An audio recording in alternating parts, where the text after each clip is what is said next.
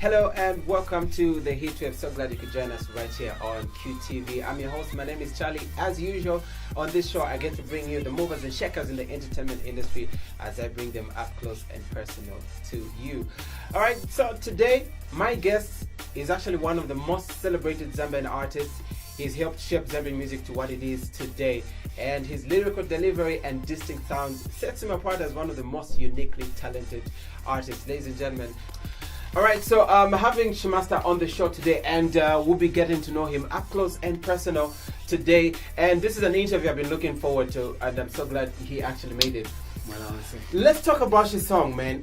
Your song is actually one of the most overplayed songs. Every wedding I think I've gone to, your song has played. And how does that make you feel, though? Wow, it makes me feel very special and very great, because then that song unites people. It's part of a lot of people's marriages history, and also it unites the families, and it gives them memories, both happy and sad memories. Absolutely. I've been invited to a lot of weddings to perform. I can imagine. And I remember some of the weddings, the groom would be crying, and there's a sad story behind it. Maybe he's a single parent, and is only remained with the mother or the father alone. And you know, that song speaks of both sides of the family, both the father and the mother, you know. So well, and some other weddings it has been very special that they actually asked me to perform it over and over. So yeah, it's the people's favorite song. Wow. And when you're writing that song, did you think it's gonna go all the way this long, like still sounds fresh even like years later? Nah, what was in my mind then was I was looking at our family. Yeah, we had challenges of life where we went through a rough time in a family, as I can remember. You know, our dad and our mom, they were not getting along very well at that time. And I was at school, and I was also doing music, and I was a star at school, you know, and doing shows. I was in class on my last day in class would be on Thursday, and back on Monday, and then the rest of the days I'm out performing. And it was a rough time, you know? Yeah, but then I just thought to say, let me just talk to my parents maybe in this song. Through a song? Yeah, maybe they'll listen, because, you know, traditionally, as if you remember, they say, Dad, Mom, see this, that, now. So I thought to say, why don't I just do the song, and the song can speak for me, to my parents. But hey, so many families are just hooked to the song. I thought I was talking to my parents. Now it ended up being everyone. Speaking for everyone. Yeah, you know. Wow. So yeah, that song to me, up to today, I still don't have another song that beats that song. So wow, yeah, absolutely amazing. Yeah. All right, now let's get to the beginning. When were you born, and where did you grow up from? Let's start with that. Funny enough, Chingola, you know. Oh yeah. Yeah. We were staying in Chikola, in Dimbwi Road, and I did my primary at Totasha Primary School in Chingola, and then my father was transferred to come and work in Lusaka, and then they came. I remained there until I wrote my grade 7. That's when I came to join them here in Lusaka. Yeah, and then in Lusaka we're staying in Komboka, just in Chawama constituency. That's where I'm still staying. And yes. My music career kicked off in the Copper Belt. And I don't fuck with no crisscross. Nas, you know, and then. And that time rap was big. Yes, and I wanted to do that, you know. So you started as a rapper. I started as a dancer. You know? Yeah, I used to dance to Michael Jackson, Steve B. Then, you know, Ice of Base. Yeah. So when I came to Lusaka, I came as a dancer. And then right there at school, I developed interest. I started writing. Yeah, and then still, even if I was at school, you know, so it wasn't that much serious, you know, of education, because I lacked a lot of things. So when I came to Lusaka, I had a problem with English, you know. But yeah, so when I started writing, I could only write in vernacular, because I didn't know how to write in English. I didn't know fluently in vernacular. You could write. Yes. Wow. So I started writing my rhymes in vernacular. I remember Cosmopolitan then, Black Velvets. Dance Mania, Rap for a Million with Renativo, Mondo Music then. And when we had winner tickets tour to watch Lucky Dube in South Africa. No, Michael Jackson in South Africa. Yeah. MJ, I remember that time to so speak. yeah, so then there was a competition at Cosmopolitan to win a ticket to travel to South Africa, and then DJ Links was a DJ at Cosmopolitan, a resident DJ at Cosmopolitan, Funky D. And I remember writing my beats here for Naz. You know, Naz is like, and then we said we'll rap it every. Yeah. So when a Leo Muntu, when a Crisis, when Shiba they came through, when a TK, when a Kaliwa, by then it was called Black Stallion. The Black Stallion. Yes, and I did my thing, but it was in vernacular. It was but I didn't know that was it. You know, so from there, Leo Muntu just called me and said, "Look at this soccer boy." And then we started going to his place. That's where I met Ranel, Exile, you know.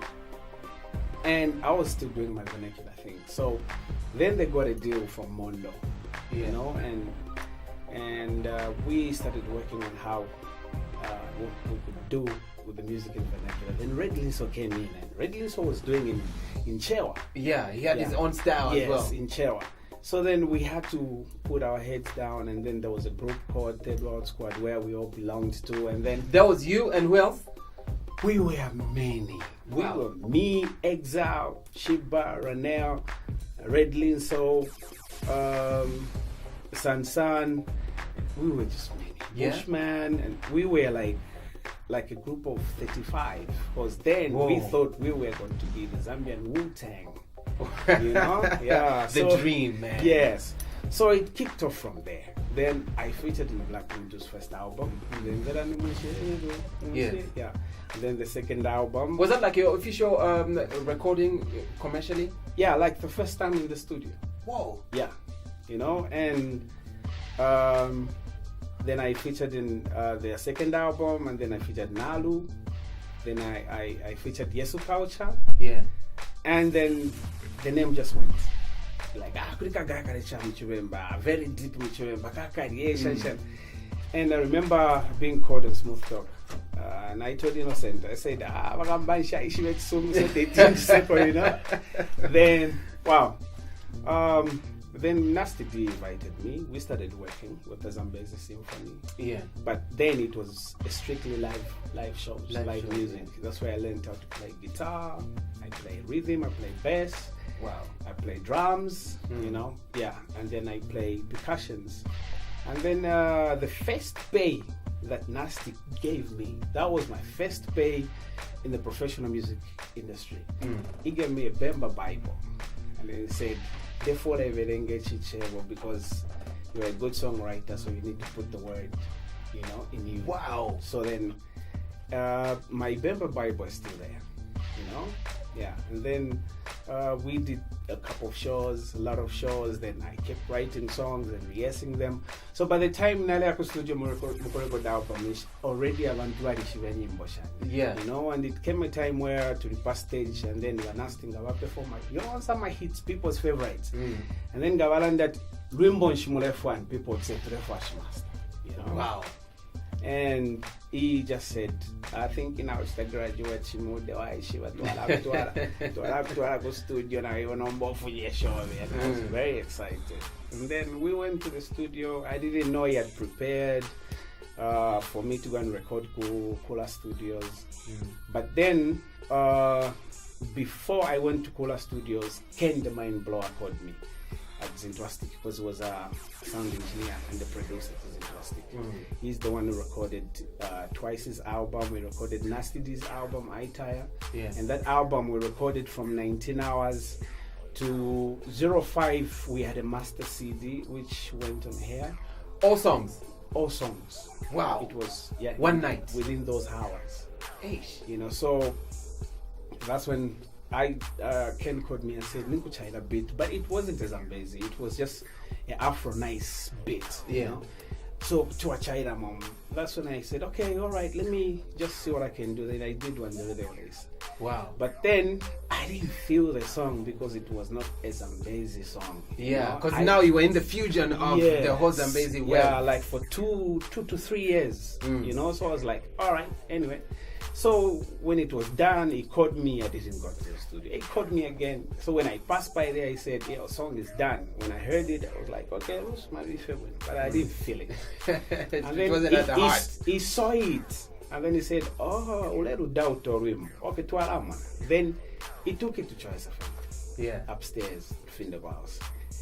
And to my surprise, I was listening to the radio 3 days after, and I was like, "We have a new entry." And that song played. I was like, yeah, it was on the charts already. I was like, how could you play? It was power play, you know. And then imagine when I heard it, I was like, okay, Kenya, then we shine, it's fine. The other week, they just called me and said, do you know that almost all the radio stations in Lusaka would be number one? That song. Whoa. And I was like, Kenny boy, nicer. You know? Changed my mind. I know, right? Yeah. Then I was invited for a lot of interviews, and that song is the song that took over Aitai, because Aitai stayed on number one for almost a year and 6 months. Wow.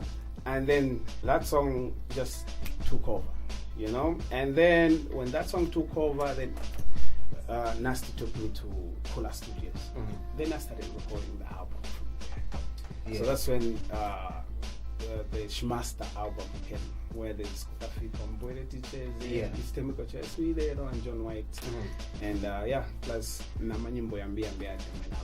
Yeah. Now let's talk about the time you started working on your album. Like, what was like the Zambian music feel like at that time? You going into the studio and creating your own direction and unique sound. Was there anything like this is a genre of music and I'm gonna go this way for you? Was it a challenge at some point? By then, we had still. By then, Crisis was still doing his English hip hop thing, you know, and Benetique also they were doing that, and then Kalio, and then Black Moon too did Kalimfunku music, which was a fusion of the traditional Zambezi and hip hop, you know, and there was Movie Passy who had their own music, which was pure Kadindula, you know.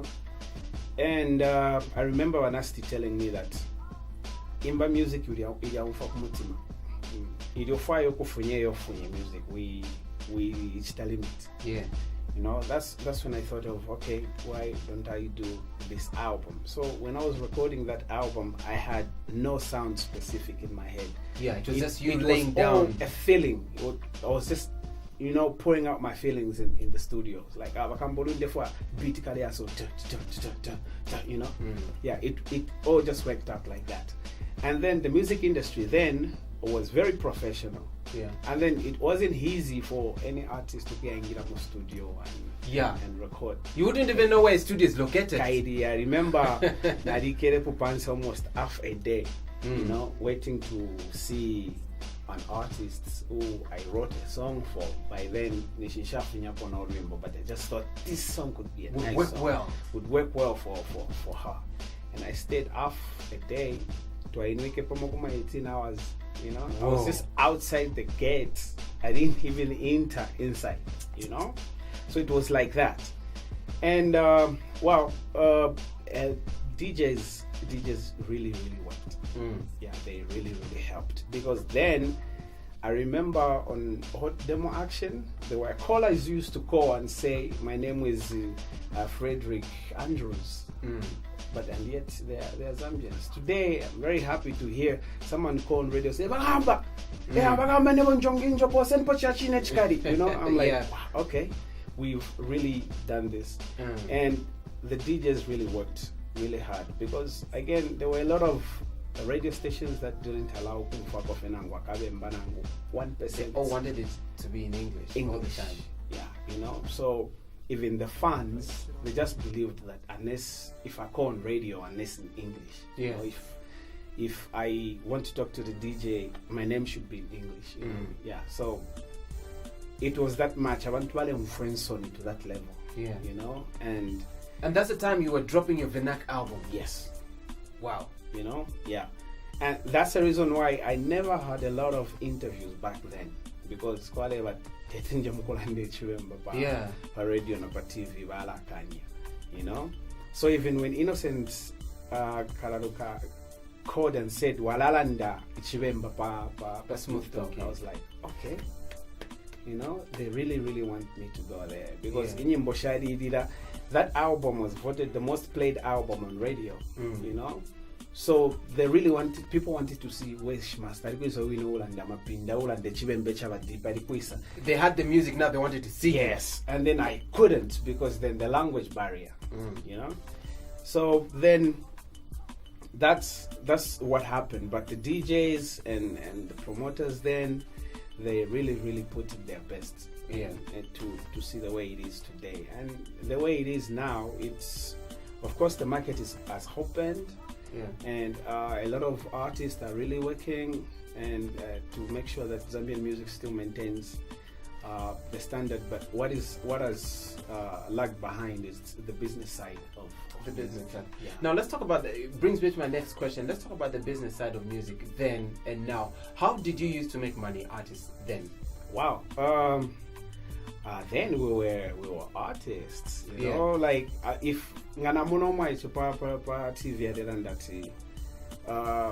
today pushing today Stephen some collaboration and I wish they were there because then the only thing I had to do as a musician was to write a song, record it and submit it to the record label. If they like it, they'll pick it up. If they don't like it, they'll advise if you can make changes. If it's completely trash, they'll just tell you, pack that song, just do another song, you know. And they would even give us topics, you know. A record label would submit topics to you, talk about child labor, talk about GBV, talk about gender. In this album, talk about HIV and AIDS, talk about drug abuse, you know. Yeah. So this is how come back then we had this album packed with message, constipated with good words, each sentence making sense, you know, because they would listen to your album before it's out and they will choose the songs that will participate in the album, which will qualify to be in the album. So our job then was to just write and write and then they'll give you a schedule. Okay, Shimasta Mairo, my interviews and and then this is your driver, and then you have lunch there, these people will dress you, and this is, you know, it was all professional. Yeah. And then if it comes to pay you your money, you see your money. Definitely. Though if it will actually appear, you know, it was that transparent. What has gone wrong? Today, music, we're talking something, a whole different story. Like, honestly, I wouldn't even love my son to get into music because... And I wouldn't blame you. You know what I mean? What has gone wrong? What has gone wrong is that, first of all, one, we don't have we don't have a record label or a CD manufacturing company that produces CDs, you know. So as a result, people are buying pirated music, and you can't ask them to stop buying pirated music because what we have in the kitchen is what we eat. So what's there on the market? It's what they feed on. Yeah. Yes. You see, so until we have something to replace with what is there, then we can stand up and say that we're pirates because we can feed them with this, you know. But we don't have that. And also, as long as we don't have online platforms where we can sell our music and see how many downloads we've sold, and that translating into money into your account, because a lot of bloggers we have, they have a good number of people and followers and people that downloads free downloads, but then there's no business behind it, you know. Because I don't know if I don't know what's lacking, but that's what we need. Every download should actually pay. People should actually buy from every download they get. But what do we do? Because what we have, all this, let's say in Dimba does not charge, you know, Zambian Music Blog does not charge, Zambian Hits does not charge, you know. So we find that people are just getting the music for free. And then at the end of the day, we as musicians, our job is to produce music. You know, that's our job, is to produce music. And we have a lot of graduates who are just seated and waiting to go and get a job somewhere at the company. They've done marketing, they've done business and management, and they don't see that music is a product they can sell. You know, they are waiting to be hired at the company where they can sell a drink. Yeah. You know, but they don't know that Rough Kid is a product they can actually sell. They can actually market. You know, so until the professional business people comes in, because everything has been done. We have the funds, we have the numbers, we have the hits, we have the radio stations, we have the venues, the clubs and whatnot. Yeah. We don't have the marketing people and the business people to sell the music. And me as a musician, I'm good at singing and writing and performing. Yeah. But I'm not good at selling my music. You know? So this is how come today you find that a lot of artists, they don't even know how much they're worth. If they were asked to say, can you come and perform at my place, how much will you charge me? They don't even know. They don't know. Why? Because there's no business in them. There's music in them. You know? It's like asking a pie to charge itself. Yeah. You know? Yeah. That's impossible. Yeah. So this is how come until the people that have done marketing, business management, and all this comes into music professionally, just to sell music. Yeah. You know, people are ready to buy. You know, so I think that also is what is. I'm of a feeling that it's never too late. What should change now as because especially you guys that were like at the beginning of this current new trend of Zambian music. What didn't you do, and what can still be done to make sure that all this is corrected? Because I see like every single day there's a new artist that is born. Yeah. What are you doing, you as a legendary artist, to make sure that you pave way and set a proper example of how music should be handled? Yeah. I'll say this. Yes, every day a new star is born, and then every new artist that comes on play, they are really good with what they do. You know, they are really good upcoming artists and very professional. The thing is, we still need. I know a lot of people would argue with this, but we still need the government's consent. You know. Because look, in education, there's their consent. In health, there's their consent. In tourism, football, agriculture, tourism, and everything. And then now that you've touched on tourism, look, Minister of Tourism, the Minister of Tourism and Arts is our minister as well. You know, but mostly when you read in the papers or when you watch TV, they talk most on nature. You know, they'll talk about animals, they'll talk about the falls, they don't talk about us musicians. If they're going to talk about artists, they'll talk about traditional drums and painters and masks. Sculptures. You know, they won't talk about JK. They won't talk about me. They won't talk about Makito Slav. Why do you think it's like that though? I don't know. Maybe it's. I don't know if they realize that we are part of the arts. You know, and artists can sell anything. You know, me, I can do a song about Chitumbo and the whole country will be buying Chitumbo and they'll be talking about Chitumbo, you see. So if I were to talk about falls, if I were to talk about the animals that we have in our country, I would actually sell tourism. So artists can actually sell tourism. And what are artists lacking? They're only lacking record labels, you know? They're just lacking record labels. I've seen, you know, when I'm driving past the traffic lights, the guy comes up at the window with the CD, you know, nicely packaged CD. I bought one. I checked. Those CDs are made in China and Japan, you know. Yeah, and at a very reasonable price. So why not bring those guys here, you know, and say, okay, today for abana besu mule bapangira music, abana besu bambi bale order kuri mu music, bakere amukushitisha, so that they also earn a living, because music is the highest employer of youths. Entertainment is the highest employer of youths everywhere in the world. Absolutely. Behind one song, there are a lot of people. Behind one movie, there are a lot of people behind, you know, that can actually benefit from that. True. And now we have our own brothers selling CDs, those pirated CDs at one kwacha. But how many CDs are they going to sell for them to pay school fees for their kids? You know, so they end up drinking those because out of frustration. But they've already shown interest to sell music and Zambian movies. So why not bring a better platform for them? Let's say where they can sell a CD at a good amount. Let's say if they sell 20 CDs a day or 50 their original music is country music, you know. But there's hip hop, there's R&B, You know, all these subgenres that come yes, down. you know, so music is a feeling. You know, it's not restricted. Music is a feeling. It can flow anywhere. You know, if you're not that more down, you know, it can flow anywhere. So if what people should actually say should say those that do indigenous Zambian music, let's say Karindula, are not picking up the pace. You know, to match to the people, to us who are doing Afro music, us who are doing who have commercialized everything. Yeah. You know, of course you wouldn't say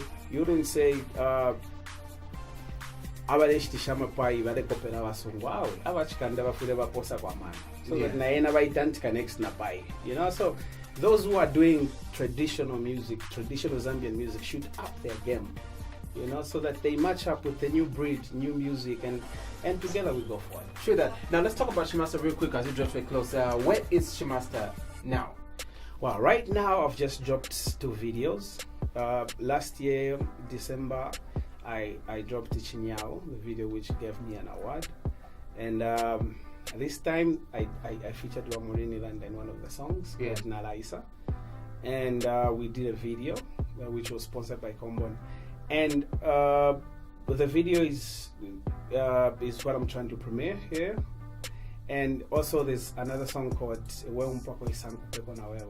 already on social media. People think it's something to do with treason and whatever case that is going on in the country, you know, but it has got nothing to do with that. It's just a song that talks about respect the next person's effort, and also not being negative towards the next person too much. True. You know, and also realizing to say sanga takupere nishtakupere, so sangala la nevolesa pere at that moment, at that time, you know, and also realizing to say everyone has been given position, and everyone's position is highly respected. Let's say Nangura Pianga mu nanikani mu clinic. Yeah, your job should be respected, because without you a lot of things would be messed up, you know. Yeah, so that's what that song, I'm just trying to clear this hair, you know. That song is just talking about respecting the next person's human rights. Definitely. Yeah. All right, Shimasta, it's been a pleasure. It's amazing. We can go on and on, but it's an honor definitely to have you on the show. I'm happy to be here. Thank you for having me. Absolutely, and keep shining. This has been the Heatwave, and I was talking to the legendary Shimasta on the show today. Make sure to catch me next week right here on QTV. You've been great. I've been Charlie. Bye-bye.